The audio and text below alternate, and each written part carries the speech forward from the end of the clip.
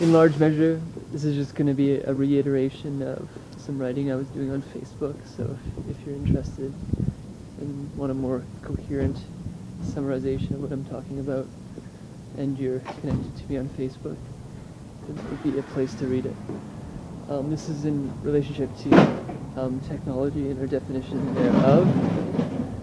In particular, like the going definition of technology is essentially a purposeful tool that is used by, what you might call a sentient being.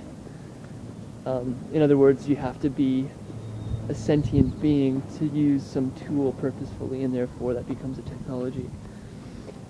I'm going to argue that that's, in my view, perhaps too narrow of a way of looking at what technology might be, and in so doing, it's limiting our relationship to the universe, in my opinion, to have this sort of anthropocentric view of what technology is, that only humans can be technological beings. I mean, sometimes you might see on Discovery, for example, birds that use sticks to poke holes, or termites and such that get ants, and using their snouts. Some might call that a technology. Probably not in the latter case by most people, but I'm gonna actually go so far as to say that the latter is perhaps. But to do this, we have to get a bit of an extended view. So let's pretend that you're in a hot air balloon 50,000 feet above the earth, looking down wide-eyed, and you're living for let's say 100 million years. This 100 million year lifespan allows you to watch the evolutionary process unfold and very slowly, you got a lot of time to contemplate what exactly is going on. So maybe the first couple million years, you look at the world as a sort of survivalistic, independent, sort of do-it-for-yourself kind of growth process, where beings are just doing it to be the fittest, sort of in Darwinian sense. So now that you're happy with having solved the riddles, you don't care anymore because everything's self-interested. After a little bit longer, you might start to think, but wait, there's these enhancing relationships that all these animals are having with each other. In one sense, it fulfills the necessary requirements to live, but in another sense, it's actually these relationships that seem to sort of move the ball forward as far as collectives go, as far as almost what we might call in a human context the goodness of life. So it is through these sort of communions that goodness seems to almost arise. And the more communion there is, the more goodness is present. Now this sort of takes you out of the egocentric kind of view of evolution to some extent. It's still there, in a very real way. These organisms are fighting to live, but in perhaps a more important way, it's the communions that make the life meaningful, even though they're not really experiencing meaning. But with humans, with their self-reflexive capacity, we have that ability to consciously create tools that serve our needs and that are not extensions of our being, where you might say in some regards that the tools of pre-humans were actually physiological adaptations. The long snout of the termite, the wings of the bird, all allow the sentient being to perform tasks that other beings couldn't do. But this was only come about to some extent by certain kind of communions between the animals.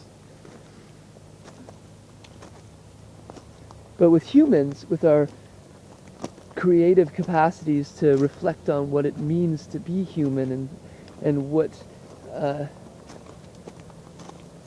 and also to be analytical and scientific about the world around us, we get to craft new mechanisms, and the word technology really takes its form in the sort of modern sense. So in this way, we're seeing now evolution as sort of an evolutionary process. So in your air balloon, maybe you're a couple million years down the road now, maybe 30 or 40. But as we continue, we start to see maybe in our own body this idea that we have within ourselves all these evolutionary capacities. I have the reptile, I have the bird.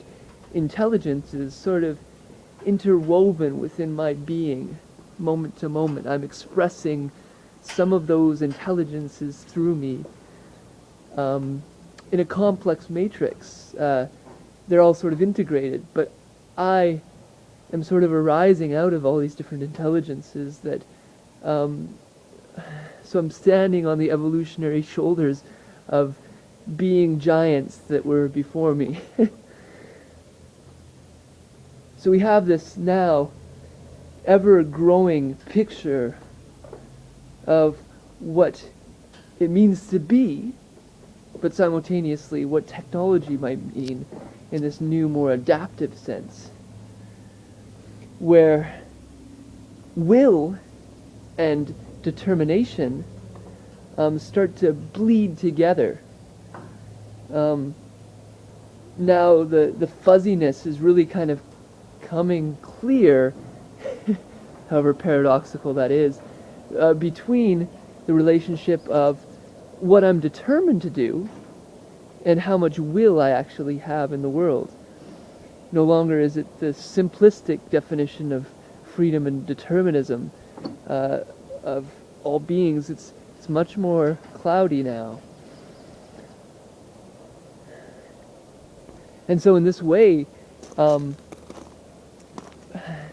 the technologies of beings is this relationship between the physiological component of what they are and their interiority. So the depth of their interiority directly correlates with their physiological nature. And that correlation between those two is going to be the depth of which their technology allows. And so now, where humans are becoming reflexive on the evolutionary process itself, that is, we're objectifying what this whole scope, this massive, massive project of evolution is. We're actually making that sort of an object, standing outside of it to some major extent. And now we're starting to use evolution itself as a tool. How can evolution, this is the 90 million year air balloon. So now this person's been in the air balloon for 90 million years, and he's like, whoa, this whole evolutionary process is like a tool.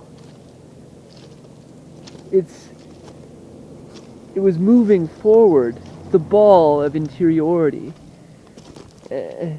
and physiological complexity. And we can use this whole scope to mesh new realities or something like this.